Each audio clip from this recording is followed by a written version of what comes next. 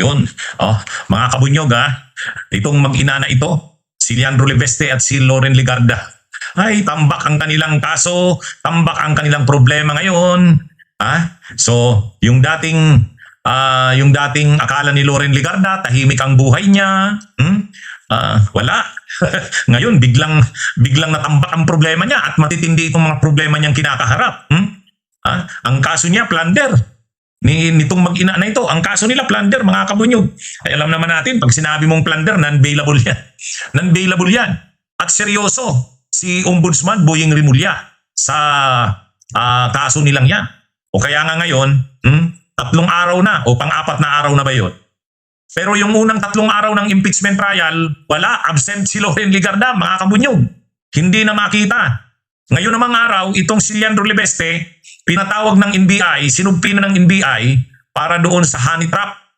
Yung di umano'y pag-frame up, yung planong pag-frame up kay Executive Secretary Ralph Recto. Sangkot din itong si Leandro Libeste, kaya pinatawag ng NBI. Kaya lang hindi sumipot. Hindi sumipot itong si Leandro Libeste sa sumpi na ng NBI ngayong araw. Kaya sabi ng NBI, isusumpi na daw nila uli. August 11. Lumalabas ngayon, itong mag-ina, nasa labas ng bansa. May mga balibalitang nasa labas ng bansa. Itong mag-ina na ito. O yan. Ang problema kasi nila dyan, akala nila, hindi sila makakasuhan. Akala nila, nitong mag-ina, wala naman sa ating maikakaso. Ngayon, lumabas ang mga kaso nila. Itong si Leandro Libeste, kambal ang problema. Itong si Leandro Libeste, kambal ang problema. Bakit kambal ang problema? Kambal ang problema ni Leandro Libeste kasi, mga kabunyog, aside sa plunder na kaso nito ni Leandro Libeste, may kinakaharap siya ngayong problema. Ito, human trafficking. Human trafficking. At kapag naging qualified human trafficking na naman ito, ang mangyayari kay Leandro Libeste parang Mike Defensor eh. 'Di ba? Parang Mike Defensor. Si Mike Defensor may kasong qualified human trafficking. Ito namang si Leandro Libeste, pag nagtuloy-tuloy ang kaso na yan sa NBI tungkol doon sa planong pag-frame up kay Executive Secretary Ralph Recto, kasabwat si dating Negros Oriental Congressman o Representative Jing Paras, yan? Mabigat yan. Qualified human trafficking na naman yon. Yung mayroong hinair na mga babae, mga batang-bata pang babae na gagamitin sana para i-frame up si Executive Secretary Ralph Recto. Ay ang lumalabas dito, ang simuno noon si Jing Paras. Pero kasabwat itong si Leandro kasi siya yung magpo-provide ng pera. kaya ito mga kabunyog, mga kababayan, matindi itong problema na ito ni Leandro Libeste. Kambal ang problema nito. May kaso siyang plunder kasama ng ina niya, kasama ni Loren Legarda. Silang mag-ina, ang kaso nila plunder sa ombudsman. Sa ombudsman. Yun, mabigat yun kasi non-bailable din yun. Pero may hiwalay pang problema itong si Leandro kasi nga mayroong lumabas na mga ebidensya at testigo na mayroong bugaw, talent manager na aresto ng NBI. Yung talent manager na yun, may hawak siya mga talents, yung mga babae, 5 na aresto, na entrap doon sa isang 5-star hotel. Gagamitin sana kila Ralph Recto.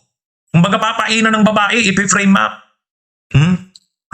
Habang sila siguro yung nakikipagtali, tapos may drugs daw na gagamitin. So ngayon, mai-involve sa illegal na droga. Itong sila Executive Secretary Ralph Recto. Ay ang lumalabas, yung bugaw na yon na may hawak ng mga babae, na aresto na yun eh. Yun ay kausap si dating Negros Oriental Representative Jing Paras. DDS yan.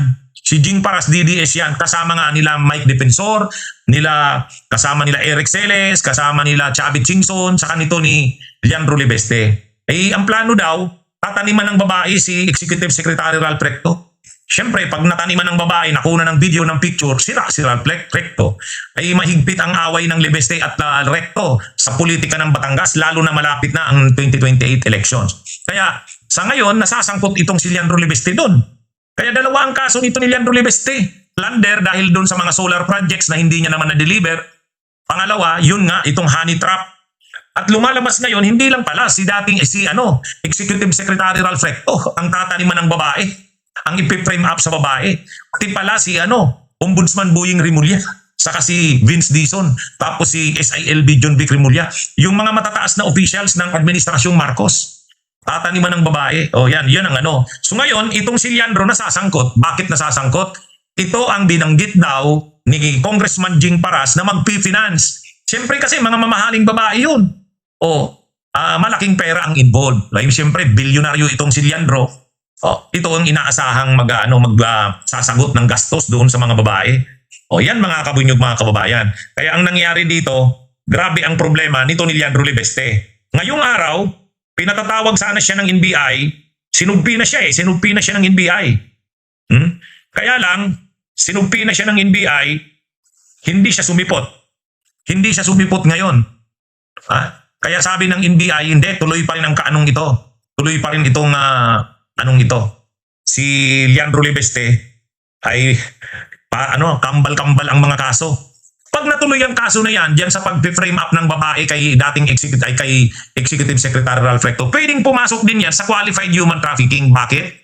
Yung paggamit ng babae sa prostitusyon. Human trafficking yan. Magiging qualified yan kapag ang biktima ay more than 3. Di ba? Ay more than 3 yan, 5 yun eh. Di large scale na yun. Pag large scale yan, qualified human trafficking. Kapag yung qualified ang human trafficking, nagiging siyang non-bailable. Si Loren Legarda naman, doon ito sa plunder.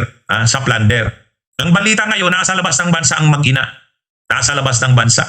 Kaya hindi uma-attend si Loren Legarda sa hearing ng yung impeachment trial ni Sara. Yan na. So dito, marirealize na siguro dito ni Loren Legarda, problema ito. Ay sumama kasi sila sa mga Duterte. Ang nagpapahamak sa kanila dito ang mga Duterte. Unang-una, itong batang-batang congressman, Leandro Libeste, mapera siya.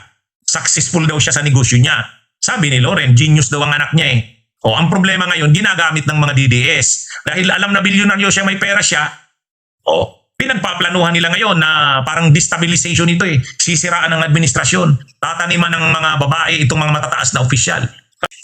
Ay dahil may pera siya yung magpipinance ng mga babae. At manginginabang siya doon dahil masisira si Ralph Recto, masisira sa publiko. Ay kalaban ng Libeste yun sa politika sa Batangas.